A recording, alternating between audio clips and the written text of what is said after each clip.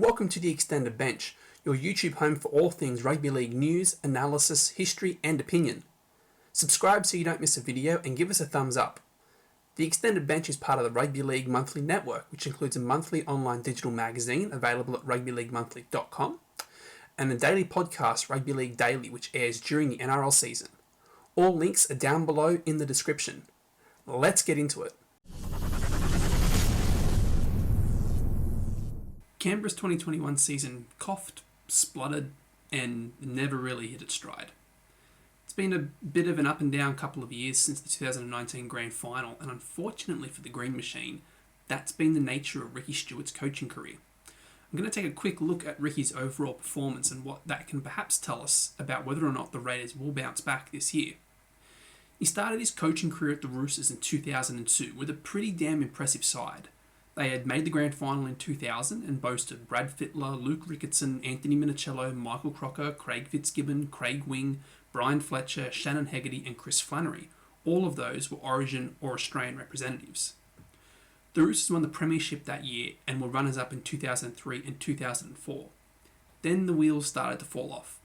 They went from 21 wins in 2004 and losing in the grand final to the Bulldogs to 11 wins in 2005. Dropping to just 8 wins in 2006, and then Stuart left the club. He moved to Cronulla in 2007, and he failed to make the finals in 3 out of his 4 seasons there. In fact, in 2009 and 2010, the Sharks only won 10 games across 2 years. He then receded to representative coaching, taking over the Blues and Australia.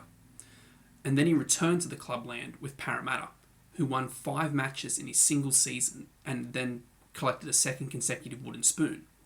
Which now brings us to Canberra, the club he left Parramatta for after he said he was an eel for life. And under Stuart, the Raiders have finished 15th, 10th, 2nd, 10th, 10th, 4th, 5th, 10th.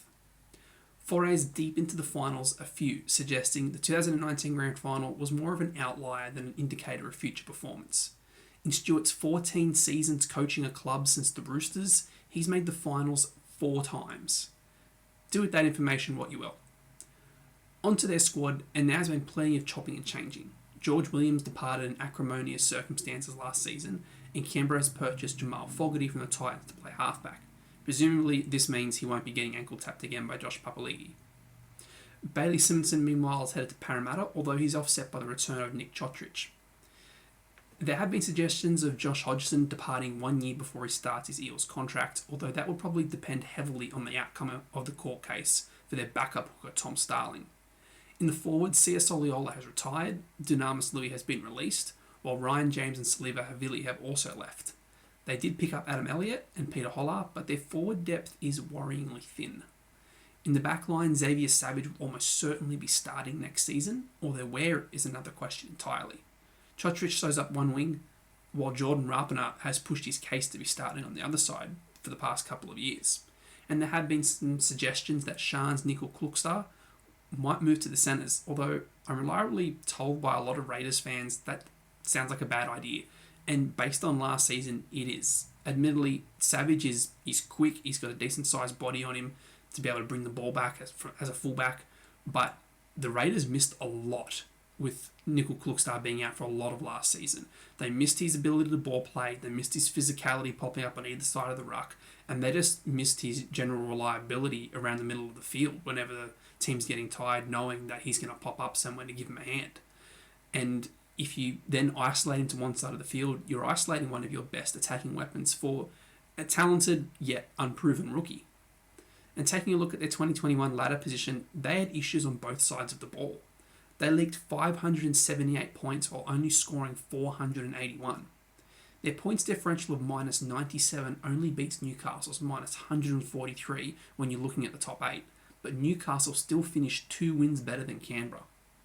I don't have a lot of faith in Ricky Stuart turning this around, especially with what seems to be some rifts still developing within the squad, or those rifts being exacerbated from last season. Josh Hodgson, a perfect example there. And also looking back last year, their 481 points scored was clearly an issue given the instability around their spine. Hodgson was in and out with injury and form. Tom Starling was filling in where he could. You had Williams leaving mid-season to be replaced by whoever they could find, essentially. Jack White's form was nowhere near what it was in 2019 or even in 2020. So they had a lot of instability there, and as I've mentioned, Shans Nickel-Klukstad was out for a lot of last season from fullback. So it's kind of understandable how they leaked as many points as they did. They kind of turned into the faders again, giving up some leads after half time, while their defence was even more porous than it has been in previous years under Stewart. So combined with some poor depth, particularly in the forward pack, and a very unsettled back line that's going to take some time stitching all the combinations together, I see the Raiders dropping to 12th in 2022.